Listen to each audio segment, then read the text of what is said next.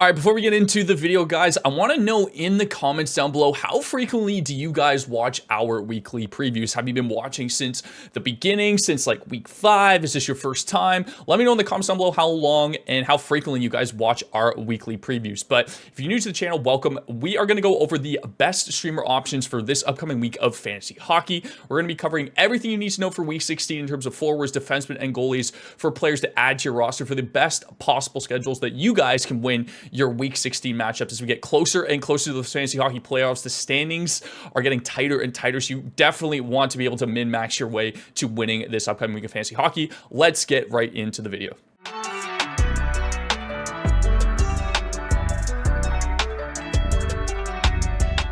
All right, we have a pretty unique schedule this week. Normally, what you see out of the NHL are the off nights for the Monday, the Wednesday, the Friday, and the Sunday. This week, the Monday and the Tuesday are pretty heavily loaded with 9 and 8 games going on respectively on the Monday and the Tuesday. And I think the reason for this is, again, because of the fact that the NFL is dominating right now the viewership on Sunday. So the NHL is kind of like moving their schedule around all of these kind of playoff matchups that are happening in the NFL. So we're looking at a schedule where, again, you don't really get an off night until the Wednesday, and then the Friday and the Sunday are the other 2 nights. So first and foremost, the Jets are the best possible team to stream from this week. They get 4 games, 3 of which are off nights. There's a handful of teams that get 2 off nights, including the Avs, the Panthers, the Utah Hockey Club, and the Vegas Golden Knights. And then there's another handful of teams that have 4 games, 1 off night, which are the Bruins, the Blue Jackets, the Sens, and the Lightning. There is a bunch of teams that get 4 games that all have busy nights, technically, in terms of the schedule for this week as well. So it's a pretty, I want to say it's like a heavy workload for this upcoming week.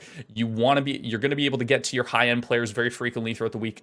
Not many. There's only one team that only plays 2 games, which we'll get to in a second. But in terms of your min-max games, you want to add a team that plays a back-to-back to start off the week. Either it's on Buffalo, Carolina, San Jose, or Tampa. Somebody from that team, you're going to get them for 2 essentially games right off the rip to start your week off, and then you're going to want to go to a Winnipeg Jet and get those 3 off nights for the rest of the week. Moving on, like I alluded to, there's only one team that plays 2 games this week, and that is the New Jersey Devils. So you're going to get to the majority of your lineup. So if you have good players, you're going to want to just hold on to those guys, right? Don't necessarily look to potentially drop anybody. If especially you're coming off of last week and you've got some good players that you're able to snatch up off the waiver wire, definitely hold on to those guys. But again, guys, the busy nights are the Monday, the Tuesday, the Thursday, and the Saturday this week. So just keep that in mind. Again, a lot of teams are playing 4 games.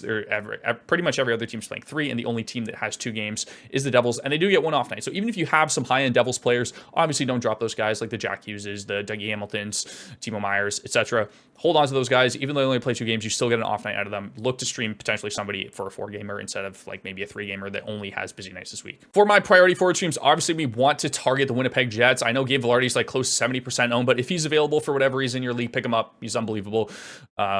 Stapled on that top line with Kyle Connor and Mark Scheifele, who have been lights out the entire season. Especially Kyle Connor. But again, 4 games, 3 off nights. Hold on to him. Nino Niederreiter is a really good pivot. Pretty flexible. Only 25% owned. Should be readily available in most leagues. Gets 3 off nights for the week. Line 2, you get power play 2 exposure as well. There isn't really much else in terms of the Jets. A lot of the guys, even Nikolai Ehlers, for example, is really high ownership. So Nino Niederreiter is probably your next best bet. I don't think I'd go to a guy like Cole Perfetti. He just doesn't have the peripherals or even the consistency in terms of scoring. He's been really bad in his last 10 games. I think he only has 2 points. So I think Nino is your best option moving forward. Jonathan Drouin, I think, is a really good option as well for this week. He's skating line 2 and getting power play 1 time. They've really loaded that top line with McKinnon and Rantanen. So Drouin is skating alongside Casey Middlestat and Arturi Lehkonen. So really good option. Gets power play 1 exposure as well. 2 off nights. Really good option. He had a 3-point night the other night. I think he's a great stream for this week. And then Nick Schmaltz, again, skating on that top line in Utah alongside Logan Cooley, who recently got bumped up there, who I've been stressing to you guys to pick up because he's been so good. And with Dylan Guenther going down, it seems like they've just moved him up to that top line center role instead of Barrett Hayton, and alongside Clayton Keller as well, who's been lights out this season also. Center right wing eligible. He's very flexible, only 20% owned, doesn't really have a crazy high shot volume. Like he'll get you 2 to 3 shots a game, but pretty consistently in terms of points, and especially on the power play. That Utah power play is really good. So definitely look to grab Nick Schmaltz if he's available. In terms of our other forward streams, we have our Trey Lehkonen. He's a really, really good option. I like him a lot, actually. The only issue is he's 51% owned, so he won't be readily available to most teams, especially those deeper ones. But I think he's a great option. I have him rostered permanently in multiple leagues just because, again, skating top 6 in Colorado and getting power play 1 exposure is exactly what I want. Like, especially surrounding yourself with guys like Makar, McKinnon, Rantanen, whether it's at 5-on-5 or especially on the power play. It's just absolutely such a benefit to have for some of those like lower tier, mid-tier players on your team. So really good option. Again, you get 4 nights, 2 off nights. Again, skating light 2 with Casey Milstead and Jonathan Drouin, but again, really good option getting that power play 1 exposure. And then Olofsson and Dorofeev, again, very similar players. I think Dorofeev is probably a little bit more consistent in terms of production. Olofsson, again, it is a little bit more hit or miss, but again, they both have very similar stat lines where they have a really good shot volume and they're a little inconsistent in terms of their production. But again, it depends on like who's readily available to you. Both skating line 2 and power play 2 now that Ivan Barbashev is back on that top line alongside Jack Eichel and Mark Stone. So both really good options, both good shot volumes, both have good goal scoring upside as well. So just pick and choose essentially what's available to you. Ross Colton, again, line 1, skating alongside McKinnon and Rantanen. They kind of loaded that top line. Colton comes in and skating on that top line at left wing. Really good option if you're in a deep league as well. I know the production hasn't necessarily been there. He had a really hot start to the season, but left wing and center eligibility gives him some flexibility in your lineup. You get him for 2 off nights this week, 4 games. I think he's a really good stream option in deeper leagues if he's available. And then Anton Lundell, again, he's been solid. He scored 2 goals this week. Really good production, especially on the third line, and he's getting power play 2 times. Center right wing, very flexible, 32% owned, decent shot volume alongside that. A really good option for this week as well, given the fact that you get 2 off nights and 4 games. Moving on to defense, Aaron Ekblad is currently day-to-day coming off of an injury, but he is expected to join the team on their 4-game road trip for this upcoming week, and I'm assuming he will slot back in that power play 1 spot. They've been playing Nate Schmidt there, who I know I didn't include in a weekly preview last week or this week because he just hasn't really done too much, and I just don't see it being a consistent thing in the future. So I'm assuming Aaron Ekblad will jump back onto that top power play unit, in which case he should be a really good D target for this week if he's available in your league. Again, 4 games, 2 off nights, should be a good option. Michael Kesselring is currently skating a pair 1 and power play 1 with Mikhail Sergachev being out. He's listed as day-to-day. Even if Sergachev does come back, Kesselring does slide back onto that power play 2 role, and I think given the schedule and the 2 off nights, he's a pretty decent option for this week as well.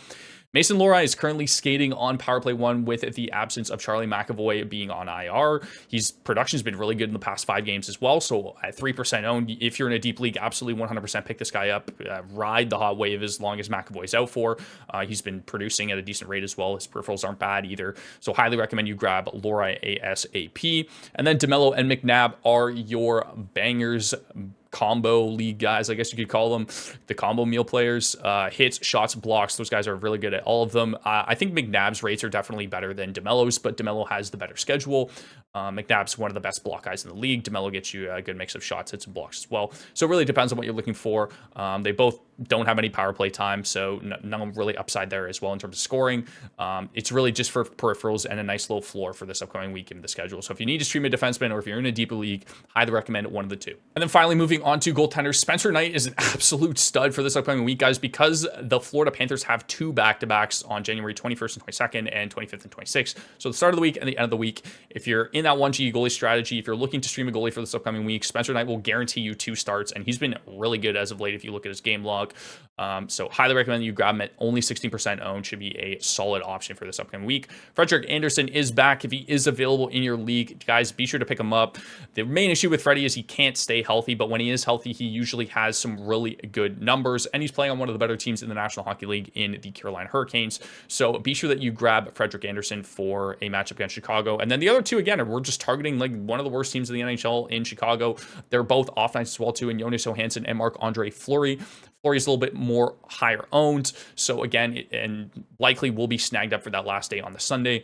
So if you want to get to a goalie stream that's going to get you some extra points or some better stats, I think either one, both off nights, up to you guys, whatever's available to you, pick and choose, or you can go with both, but I think they're both really good options for goalie streams for this upcoming week. That's going to do for this video, guys. Thank you so much for watching. Leave a like and hit that subscribe button if you enjoyed the content. More fantasy hockey content coming soon, especially with the playoffs right around the corner for fantasy hockey, so be be sure to stay tuned to the channel and hit that subscribe button. Turn on notifications. We'll have some really killer content coming for you guys in the future. Good luck in your Week 16 matchups.